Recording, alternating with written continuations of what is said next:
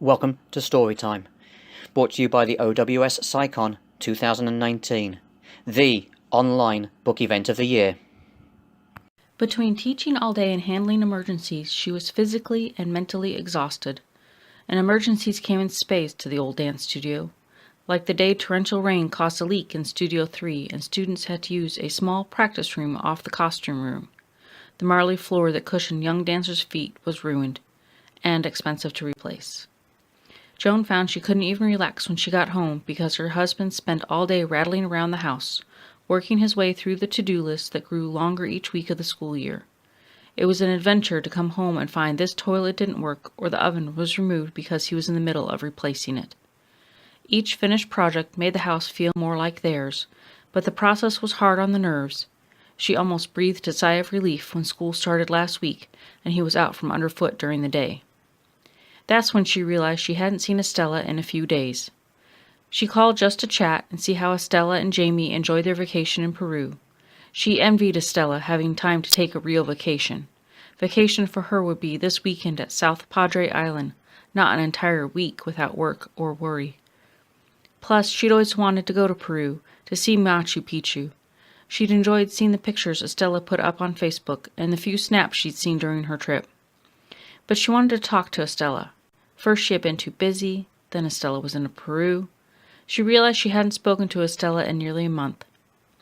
Estella hadn't answered her call that day, and she didn't answer the next day, so Joan walked over and rang the doorbell. Nothing. She was a little embarrassed to admit she looked in the windows to see if she could see Estella through the picture window. Out of the corner of her eye, Joan saw the wedding picture Estella hung in the foyer. It showed a happy couple in a little room with flowers everywhere, trailing down the chupa, fighting the bright greens, blues, yellows, and reds embroidered on the canopy. At the end of each aisle were more flowers, and they overflowed the tiny hands of the bride, mostly marigolds, dahlias, and poppies. They were probably picked from gardens cared for by family members, although the family could easily afford a top florist. Estella loved flowers, especially native plants. Under the canopy, Estella and Jamie smiled out at the little group in attendance. Sitting in the pews facing the couple were parents, friends from school, and a few family members who'd made the trip to Mexico. Joan never met Estella's mother, but her brothers were bright, intelligent men. Jamie's family was more reserved, but very generous. Most of Estella's family came by way of Argentina, having gotten out just before things got bad in Germany, that the Jews who stayed were tormented and sent to their deaths in the camps. Over the generations, some migrated to Mexico or the U.S. looking for better opportunities. Estella's mom was there, daubing a little tear before it trickled down her face to join the trail of others through the heavy makeup she used to cover the scars she carried. She looked a little out of it, maybe the stress of last-minute wedding planning. Her father beamed at his only daughter. Joan knew Estella's father died a few years ago, and Estella still missed him terribly. The photographer captured the moment right after the couple finished their vows and prepared to walk back up the aisle.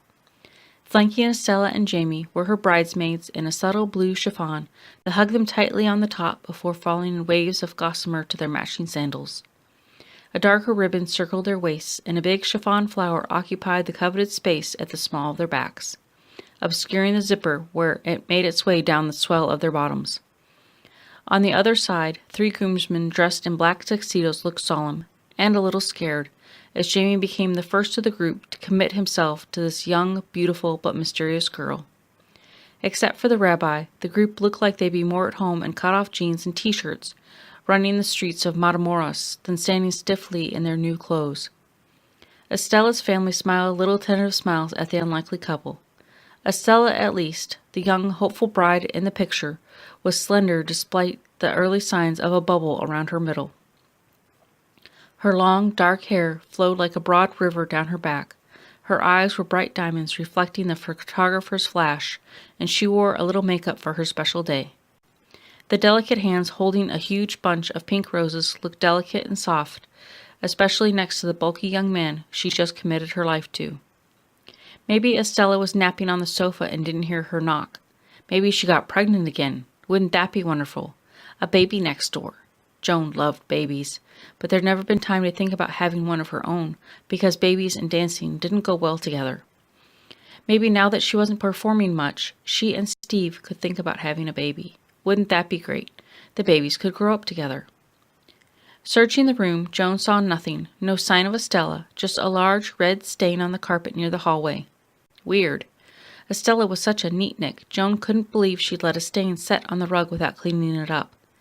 Everything else looked okay, but something just didn't feel right.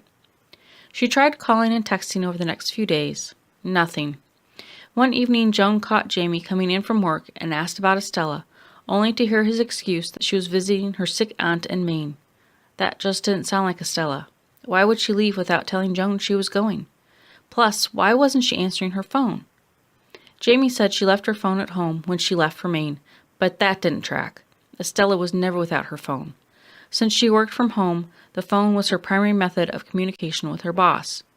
Once, when they'd gone shopping at the outlet mall, they turned around and driven 45 minutes back to McAllen just to get her phone.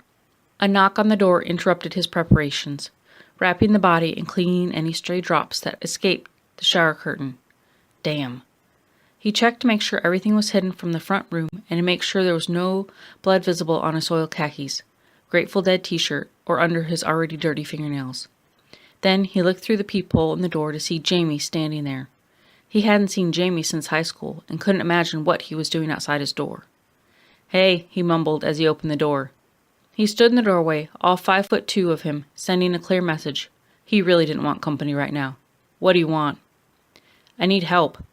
Jamie hated this, but didn't have an option. "Well, the mission's down the street. I don't got time for this crap." The man standing before him was even slimier than he had seen him last time Jamie ran into him, a year or so ago. His old high school friend was dating a janitor at the college and slipped in the broom closet with her. For a quickie, Jamie guessed. Jamie almost didn't recognize his old classmate and the person he saw slinking down the hallway. Greasy hair down his shoulder blades, almost emaciated, with pale skin that hadn't seen the sun in months. This man didn't fit in even when they were in high school. He was short and wore his brother's hand-me-down clothes that were 3 sizes too big. The girls teased him and the boys picked on him. He dropped out senior year after someone accused him of killing the old yellow tabby cat that used to slink around campus. Jamie hadn't seen him since. Well, except for that time at work. "It's your kind of help I need," Jamie said, wedging his heavy boot in the frame to keep the door from closing in his face. "I need some clean IDs and a prepaid phone. No GPS, no history." Jamie could have bought his own burner phone, but he didn't want to chance to have someone see him on the surveillance tape from a convenience store. And he didn't have fake IDs. That took special equipment he didn't have. He had to be careful. He'd even hiked out here after driving a random pattern to within a mile of the house, usually mostly back roads, going into the colonias so he wouldn't show up on a traffic camera. Time was, you didn't have all this electronic crap in the valley, but with the drug trade coming over from Mexico, locals got all this hardware using grants from the feds. "Dude, you joining the dark side? I could really use a guy with your skills." His eyes lit up as he thought about how great it would be to have a hacker on his side. "No, just got some trouble. Can you help or not?" "You got money? I can't do nothing without some cash." Jamie dug in the pockets of his chinos and removed the wad of bills he picked up at his house before coming here. It was about $1,500 from the fund he and Estella kept for emergencies. And this was an emergency. He handed his contact a couple of hundreds off the top. "Hey, cabron, you can't just get your sorry ass out of here. What are you thinking? That's not nearly enough for my trouble." Jamie peeled off a couple more hundreds and held them out to the greasy man in front of him, who reached over to grab them. "First the stuff, then the money," Jamie said, as he pulled the bills out of reach. "Hey, I don't got that stuff just lying around. Give me an hour or so and come back." "Cool. But they better be clean, or I'm coming back here, and I'll take it out of your hide, you little weasel. You know I'll check." And he stormed out the door, taking the extra money with him. He headed down the street to the bodega to pick up a few things and kill the hour. This story time was read by Nikki, Hyson, and brought to you in conjunction with the OWSCyCon 2019. OWSCyCon runs from May 17th through May 19th. You can find us at OWSCyCon.OurRightSide.com. Again, OWSCyCon.OurRightSide.com. We have events happening across all genres. If you are a reader, you cannot afford to miss this event. You never know. You may just find your next best read.